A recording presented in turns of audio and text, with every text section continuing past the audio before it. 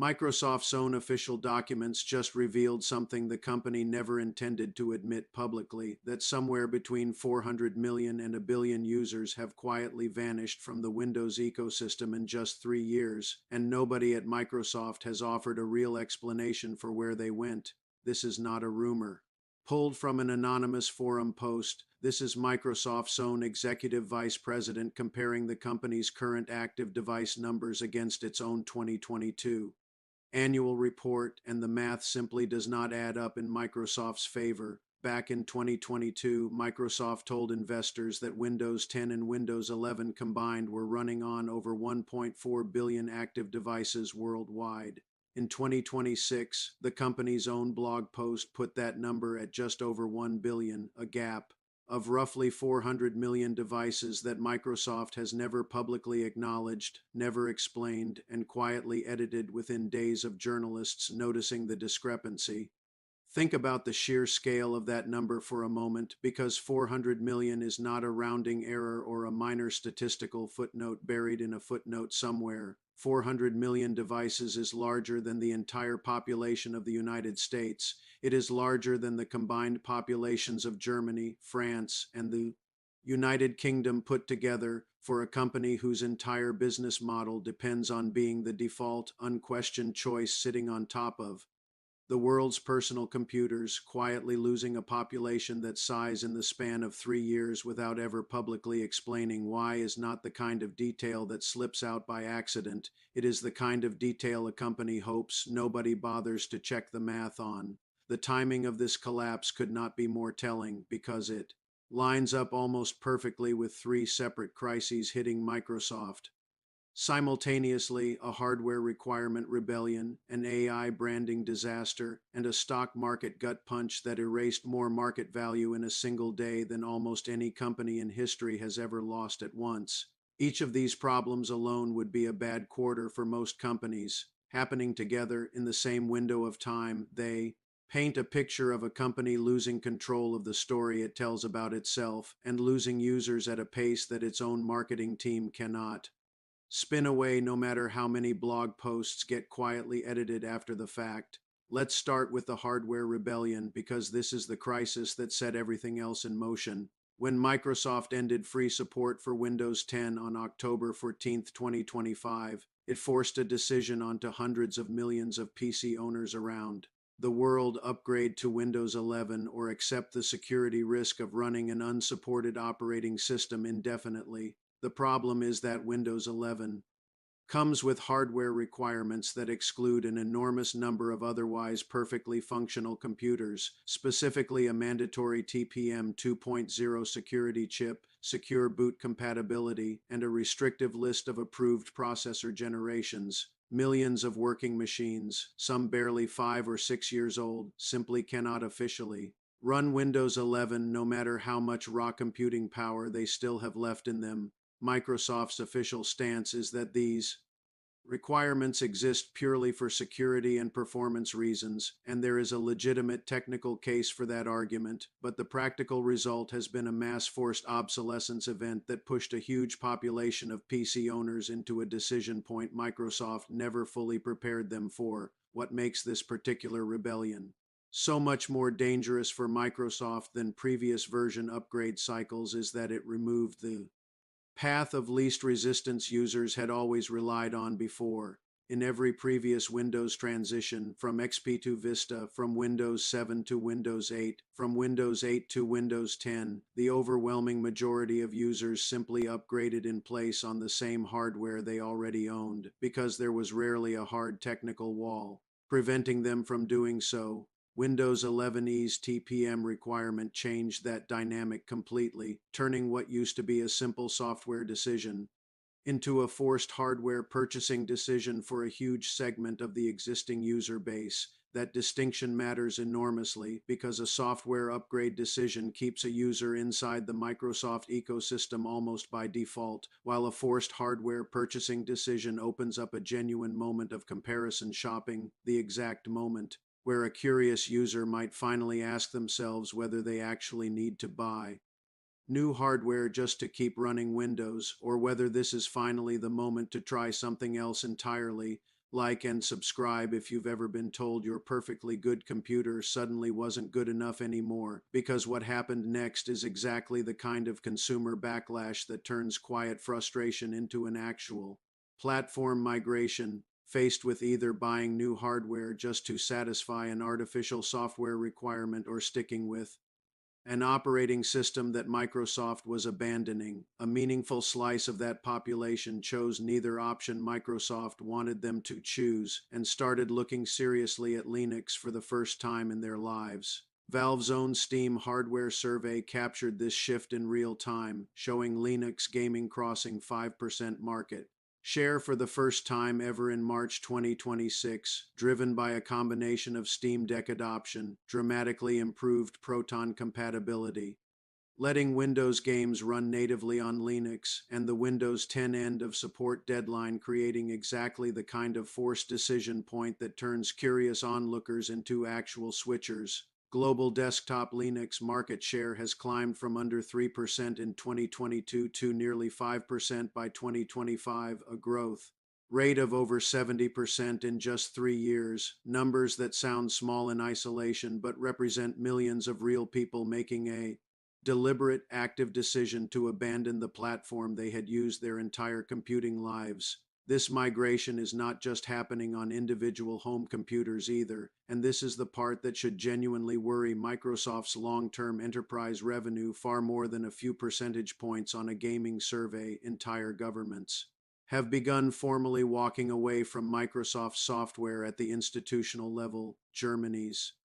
state of Schleswig-Holstein completely replaced Microsoft tools with Linux and LibreOffice across its public offices. Denmark's Ministry of Digital Affairs announced a formal transition away from Microsoft toward open-source platforms. France now operates over 100,000 computers running a custom Ubuntu-based operating system across its national police force alone, and reports indicate the country has extended similar Windows replacement efforts across roughly 2.5 million government-owned machines. These are not hobbyist decisions made by tech enthusiasts in online forums. These are sovereign governments citing security concerns, long-term cost savings, and a strategic desire to control their own digital infrastructure instead of depending on a single American technology company for the software running their public institutions. The strategic logic behind these government decisions runs deeper than simple cost cutting, and understanding that logic explains why this particular trend is unlikely to reverse itself even if Microsoft fixes every consumer-facing complaint tomorrow. Governments increasingly view dependence on a single foreign technology vendor as a genuine national security liability rather than just an IT procurement preference, especially as cyber warfare and digital espionage concerns have intensified globally throughout 2026. A government agency running Microsoft software is, in a very real sense, permanently dependent on decisions made in Redmond, Washington, subject to pricing changes, feature deprecations, telemetry policies, and security patch timelines it cannot control or fully audit. Open source alternatives, whatever their usability trade-offs, offer governments something Microsoft fundamentally cannot: complete visibility into the code running their critical infrastructure and complete independence from any single company's commercial roadmap. Once a government makes that strategic calculation and begins the migration, reversing course becomes politically and technically expensive, which means every government that has already committed to leaving the Microsoft ecosystem represents a customer Microsoft is unlikely to ever win back, regardless of how the consumer side of this story eventually resolves. While the hardware rebellion was already chipping away at Microsoft's user base, the company managed to step directly into a second, entirely self-inflicted crisis just weeks into 2026. In January, a viral wave of confusion exploded across social media after posts claimed Microsoft had renamed the entire Office brand to Microsoft 365 Copilot, instantly converting 400 million users into what the posts called AI users overnight without their consent or understanding. The claim was misleading. Microsoft had not actually killed the Office brand. Word, Excel, and PowerPoint remained exactly as they were, but the confusion the claim generated was entirely Microsoft's own fault, the direct result of years of chaotic, inconsistent renaming decisions that even Microsoft's own communications team struggled to explain clearly when pressed. The Office Hub app had already been renamed to Microsoft 365 in 2022, then renamed again to Microsoft 365 Copilot. In early 2025, and by the time the viral post hit millions of views, most ordinary users genuinely could not tell you what was actually true anymore, whether Office was dead, whether Copilot had replaced it, or whether any of this branding chaos even mattered. The deeper problem this episode exposed is not really about naming at all. It is about consent and trust in an era where AI features are being pushed into software whether users ask for them or not. Part of what fueled the viral panic was a legitimate underlying concern that had nothing to do with branding semantics. The fact that AI integration across major software platforms raises genuine security and privacy questions that most companies, Microsoft included, have not. Platform depends heavily on users understanding what they're actually using and why, and Microsoft's own product naming had become so tangled that even tech journalists covering the story struggled to explain it clearly to their own readers. Layer that confusion on top of a broader pattern users had already started noticing throughout 2025 and 2026, AI features being pushed into every corner of the operating system whether requested or not, background installations of Copilot-related apps arriving without explicit consent, and a start menu increasingly cluttered with what felt like advertisements rather than functional shortcuts, and you get a user base that had already started associating the Windows experience with feeling marketed to rather than served. Like and subscribe if you've ever opened your computer and felt like you were being sold something instead of using a tool you paid for, because this exact sentiment is what turned individual frustration into a broader cultural moment. Online communities began openly mocking what some critics started calling the degradation of the entire Windows experience. Memes about the operating system's declining quality circulated widely, and prominent voices across gaming and technology forums began publicly recommending Linux to friends and family in a way that would have been unthinkable just a few years earlier. What makes this cultural shift particularly damaging for Microsoft is that recommendations like these have always been one of the company's quietest but most powerful growth engines. The simple fact that when a non-technical person asked a knowledgeable friend or family member what kind of computer to buy, Windows was almost always the automatic, unquestioned answer. That automatic recommendation is precisely what started breaking down throughout 2025 and 2026, and once the default answer to that question stops being automatic, the erosion becomes self-reinforcing in a way that is very difficult for any amount of marketing spend to reverse quickly. None of this alone would sink a company the size of Microsoft, but combined with hundreds of millions of users already displaced by the Windows 11 hardware wall, it created exactly the kind of reputational erosion that compounds quietly for years before showing up in hard financial numbers. And then came the hard financial numbers, delivered in the most dramatic single day Microsoft stock has ever experienced. On January 28, 2026, Microsoft reported second quarter earnings that technically beat Wall Street's expectations on revenue and profit. The market's reaction was the exact opposite of what that headline number should have produced. Shares fell as much as 12% the following trading day before closing down 10%. Wiping out $357 billion in market value in a single session, the largest one-day dollar loss in the company's entire history, surpassing even the antitrust ruling crash of 2000 and the COVID market collapse of 2020. Investors were not reacting to the headline numbers. They were reacting to what those numbers revealed underneath the surface. Microsoft 365 Copilot, the flagship AI product the company had spent years and untold billions of dollars building into the core of its productivity suite, had reached only 15 million paid users out of 450 million total Microsoft 365 paid seats, meaning Copilot had captured a little over 3% of its own built-in audience despite years of aggressive integration and marketing. Worse for investor confidence, Microsoft's forecast for its Windows and devices business came in more than $1 billion below what analysts expected, a direct reflection of the wave of Windows 10-driven PC upgrades finally running out of steam as the hardware refresh cycle Microsoft had been counting on failed to materialize at the scale the company needed. But the single number that seemed to spook Wall Street more than any other detail buried in the earnings report was this: 45% of Microsoft's $625 billion backlog of remaining performance obligations, essentially locked in future revenue from signed contracts, was tied to a single customer, a company still burning enormous amounts of cash while searching for a sustainable business model of its own, betting nearly half of your future locked in. Revenue on one customer's continued financial survival is not the profile of a stable, diversified technology giant. It is the profile of a company that has quietly bet its next several years of growth on a partner whose own long-term viability remains an open question. Wall Street analysts covering the crash were split on how to interpret it, which itself tells you something about how genuinely uncertain Microsoft's near-term trajectory has become. Some longtime observers described the sell-off as an overreaction driven by a market already in a foul mood, arguing investors wanted to see less aggressive capital spending and faster monetization of cloud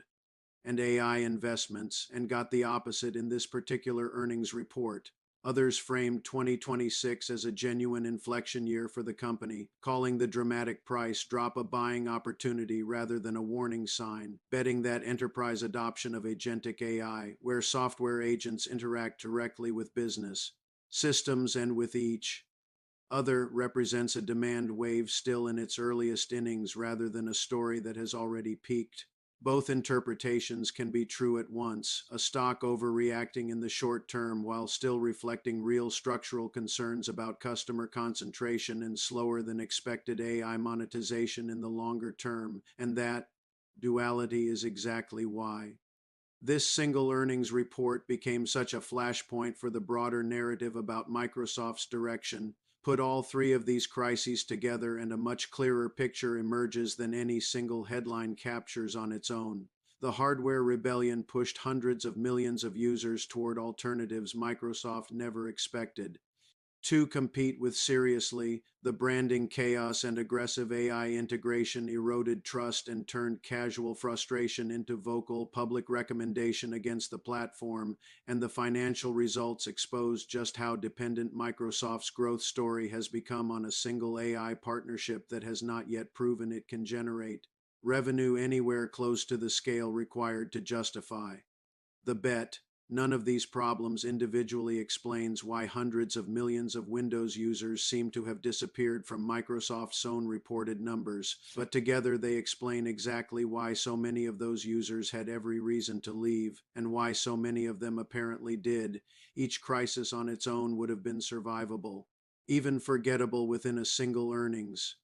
cycle, but the fact that all three arrived within the same 12-month window suggests something more structural than coincidence. A company simultaneously mismanaging its hardware transition, its product messaging, and its long-term strategic bet all at once, with each misstep amplifying the damage of the other two. To be fair to Microsoft, not every part of this story points toward outright collapse, and it's worth being honest about the nuance rather than only chasing the scariest version of events. Windows still commands somewhere between 90 and 92% of the entire PC gaming market according to Steam's own survey data, and Windows 11 specifically has been steadily climbing toward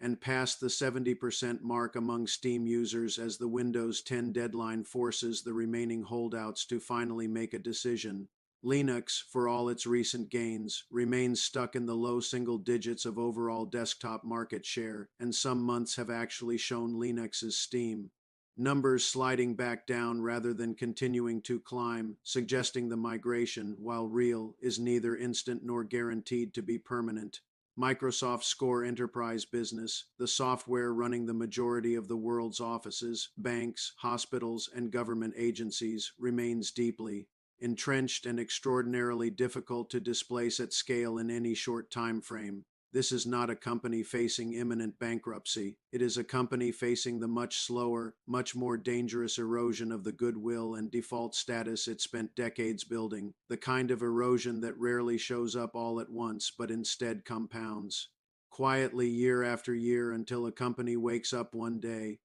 and realizes the default choice it always assumed it owned no longer feels quite so automatic anymore. That is really what this story comes down to, not a single dramatic collapse, but a slow motion loss of the thing Microsoft has always been able to count on without even trying, the assumption that